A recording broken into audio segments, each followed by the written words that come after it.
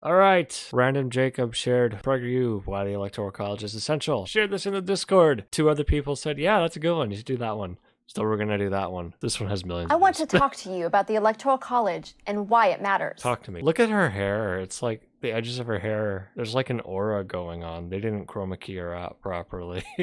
All right, I know this doesn't sound like the most sensational topic of the day, but stay with me because I promise you it's one of the most important. Yes. To explain why requires a very brief civics review.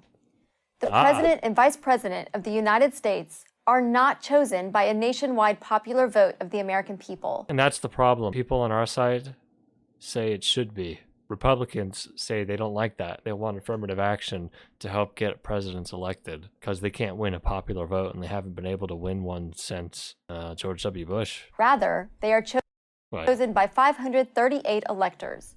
This process is spelled out in the United States Constitution. Okay. Why didn't the founders just make it easy and let the presidential candidate with the most votes claim victory? Why did they create? And why do we continue to need this electoral college? They created it because it was a compromise to get other states to join the union. The answer is 200 and something years ago. Critical to understanding not only the electoral college, but also America. The founders had no intention of creating a pure majority rule democracy. The majority of them also owned slaves, and some of them raped their slaves. So I don't really take what they say as gospel. You look back on what they did, and it's like, these people were not the fucking mythological figures you guys like to portray them as. They were pretty fucked up in many ways. They knew from careful study of history what most have forgotten. Oh yeah, this is also like a fascist thing. We care about this past that never really existed. Have all these mythological figures of the past. That's kind of how the right views things. But who cares? We don't live in this world anymore. Democracy. All right, whatever. They knew from careful study of history what most have forgotten today or never learned. Pure democracies do not work. I hope we get a source on that. They implode. Democracy has been colorfully described as 2 wolves and a lamb voting on what's for dinner. Oh man, this is so cooked. In a pure democracy, bare majorities can easily tyrannize the rest of the country. Well, I could counter that by saying having a popular vote is not a pure democracy either. Having a popular vote is just a popular vote because we're still electing a representative, right? A president is still a representative that we're electing. So it's still not a pure democracy. Pure democracy, we were voting on every decision, like having like a referendum on stuff. I'm down with having referendums too, make no mistake. But like a nationwide referendum on things in the United States is a very different thing than abolishing the Electoral College. The founders wanted to avoid this at all costs. This is why we have 3 branches of government. They didn't mention any examples of pure democracies imploding. Executive, legislative, and judicial. Okay, yes. It's why each state has 2 senators, no matter what its population, but also different numbers of representatives based entirely on population.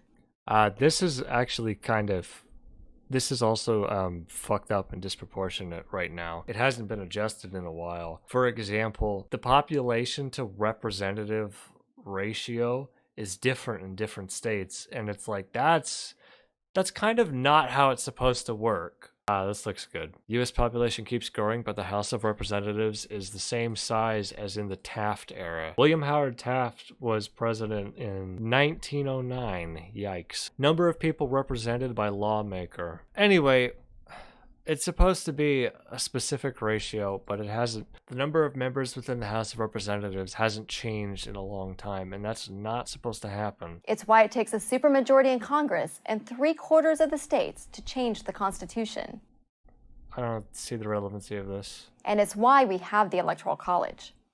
Here's how the Electoral College works. The presidential election happens in 2 phases. It does. The first phase is purely democratic. We hold 51 popular elections every presidential election year, 1 in each state and 1 in D.C. On Election Day in 2012, you may have thought you were voting for Barack Obama or Mitt Romney, but you were really voting for a slate of presidential electors. In Rhode Island, for example... This is all true so far, although I would add there's another phase to this, the primary process that each party holds for challengers and to determine which person they're going to be putting up in the actual election. In Rhode Island, for example, if you voted for Barack Obama, you voted for the state's 4 Democratic electors. If you voted for Mitt Romney, you were really voting for the state's 4 Republican electors. She didn't really explain that the way I would have explained that. Okay, so it's like this. Within the state of I live in the state of Arizona. Election day in November rolls around. Here's what we do. Everyone in the state of Arizona who goes and votes. And, as in 2020, Arizona voted for Joe Biden. A majority of people in Arizona voted for Joe Biden. Each state is given a certain number of electors, that these people in the electoral college. Whichever side gets the majority, those electors go to that candidate. The loser doesn't get those 4, or doesn't get that number. It's not 4 in every state. It varies wildly depending upon the state. Why are Republicans red? Are they socialists? Hi, editing attack here. So the answer I gave was actually incorrect. The whole thing with Republicans being red and Democrats being blue hasn't really been a thing up until around the year 2000. For example, here's the map in 1976. Ford, the Republican, was blue. Carter, the Democrat, was black. But the ultimate answer is the word Republican and the word red both start with the letter R.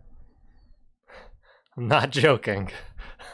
Because the election in the year 2000 went on for so long before the actual results were called, major news outlets were using red and blue to denote Republican and Democrat. But it kept going on for so long that it kind of stuck in people's minds. And that's the answer.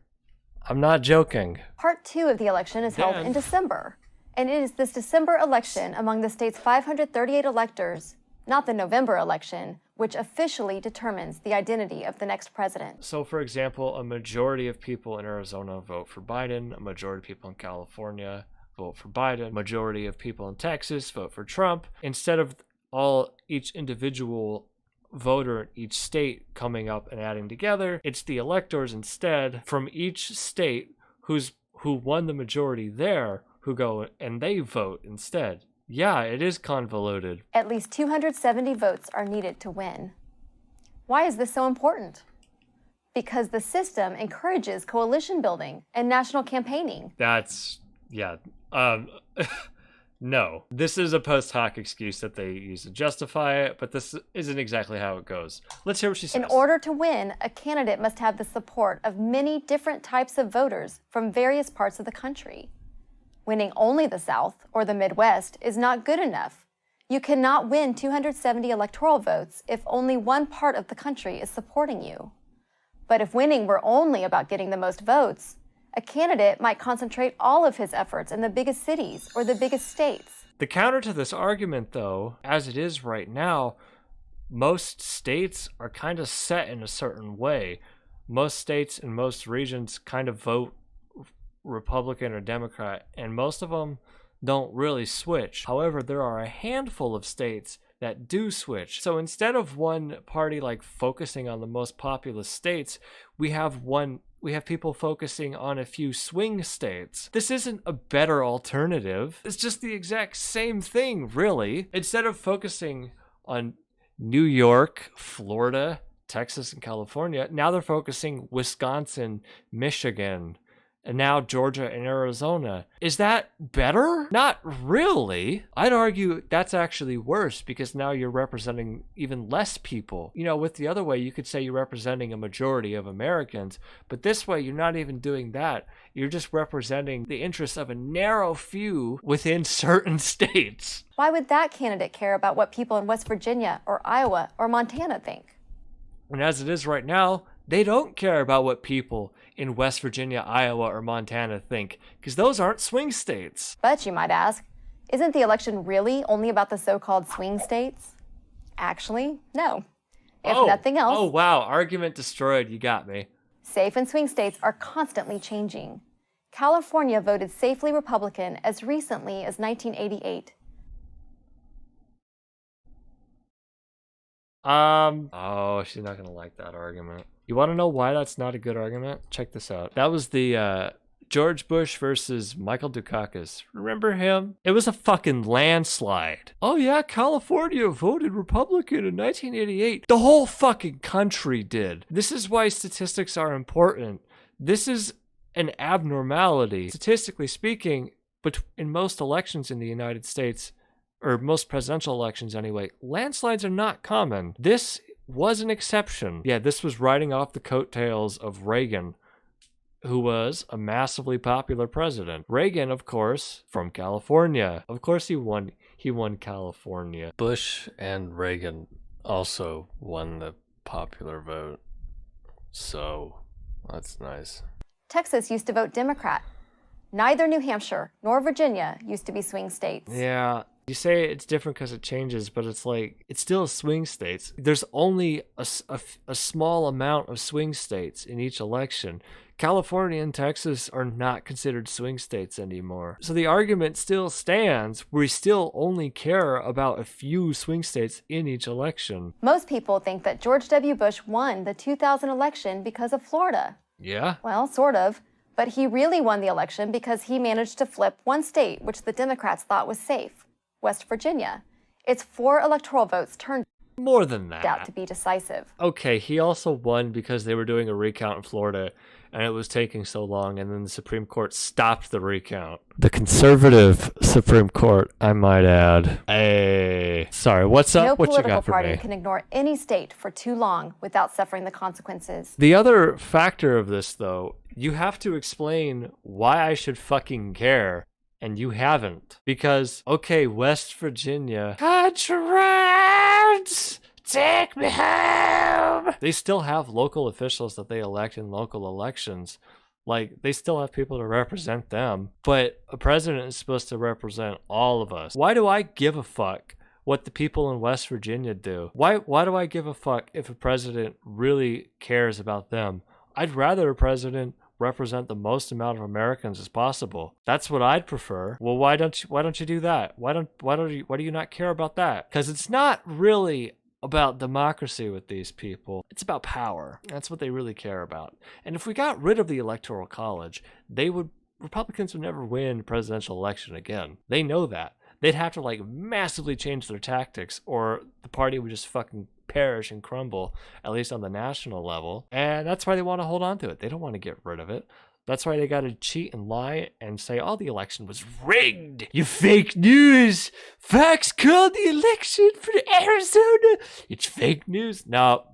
Every little bit they can get to grasp. We're going to be hearing this for the next 20 years while they're on their way out. The political party can ignore any state for too long before they kill the rest of us. Without suffering the consequences. Every state, and therefore every voter in every state, is important. Yeah, no, I'm sorry. This is objectively not true.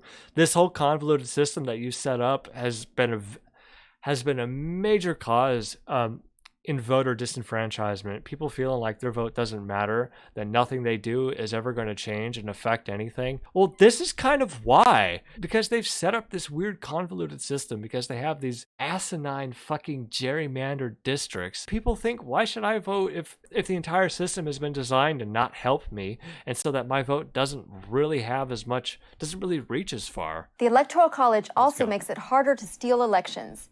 Votes must be stolen in the right state in order to change the outcome of the Electoral College. With so many swing states, this the fuck is she talking about? Is hard to predict and hard to do.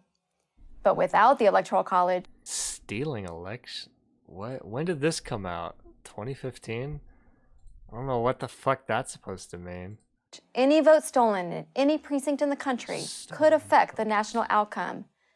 How? Even if that vote was easily stolen in the bluest California precinct or the red... What does she mean by stealing votes? Does she mean like, oh, Hillary Clinton went to these districts and then people fucking voted for her? That's stealing votes! Texas one. It's kind of how like Trump and these other dumbass Republicans are with the latest election. Oh, they stole the election. The Democrats stole it. Damn right. You know how we did? You know how we stole it? We got more people to vote for us. If you guys had any competency and brains, you'd try the same thing. The Electoral College is an ingenious method of selecting... Actually, what she said made no... I'm assuming she's talking about fraud. She didn't use the word fraud. So I don't know what the fuck that means. I don't know what the fuck she meant, but assuming that's what she means. This actually doesn't work because there's like 300 million people in the country, and like what, like half of us vote? Well, less than half of us vote, more like a third. But that's still like tens of millions of people voting. Oh, I'm going to steal a few votes. I'm going to commit a few fraud. Yeah, in order to push it over the edge, you're going to have to commit fraud by the millions. Talking about electoral college and swing states changing doesn't fucking counter this. This doesn't fully connect to your point. You got to connect to your thesis. You got to connect to your thesis, Tara. Come on now. This one. The Electoral College is an ingenious method of selecting a president for a great, diverse republic such as our own. Weak. It protects against the tyranny of the majority. Oh, fuck off. You know what? The other day, I went to McDonald's, and you know what I did? You know what? They didn't have any ice cream. They said the ice cream machine was broke. So I took off my pants, and I shat on the counter, and then everybody in there, everybody told me to get the fuck out. What the hell is wrong with the staff at McDonald's and the customers? This, you know what this is? This is the tyranny of the majority. This is why democracy doesn't work. Encourages coalition building and discourages voter fraud. Okay, she was talking about fraud. Why did you just fucking say fraud? My God, stealing votes. When you say stealing votes, it makes it sound like someone fucking won the votes. Like, I stole the votes like I stole your girl. You know, maybe if you spoke to her a little bit and didn't just like sit and play Call of Duty all day, you know, maybe she wouldn't feel so lonely and look for love and support within somebody else. Hey, Republicans, maybe if you didn't run up behind the guy who said that John McCain was a war hero because he was captured, and you prefer war heroes who weren't captured, and you kept shit talking the guy even after his death. Maybe if you guys didn't like fall in line behind that guy, you would have won Arizona. Big thoughts, big ideas. Okay, let's go. Our founders were proud of it. We can be too. Yeah, our founders were also like slave-owning, syphilis-ridden fucking rapists. Like, who gives a shit what they said? I'm Tara Ross for Prager University. Hi, thanks. Join Tara. PragerU. All right, we're not joining Prager University. We're all in the Celiacattack University, where there is no tuition, and you don't get anything for your time. Okay. Hello. Couple final thoughts. So since 1913, the number of representatives in the House of Representatives hasn't really changed much. It's sat exactly at 435. Now this is an obvious problem because the total population within the United States has more than doubled since then. However, the number of representatives in the House has remained the same. This brings me to this other chart. United States population per representative. And as we can see here, this number has just skyrocketed. I recognize this is not the Electoral College, but it's relevant nonetheless. So with all that being said, let's just give thanks to last month's patron backers. Thank you to all the July patrons: Benjamin Kessler, Dios, Ian Diaby, James Paul, Jerry Palamo, Joe Nuts, Laura Day, Lionel, Mellow Cheddar, Suzanne Hendrickson, and Xylorb on Bandcamp. Then again, what do I know about the Electoral College? I dropped out of college. Hey!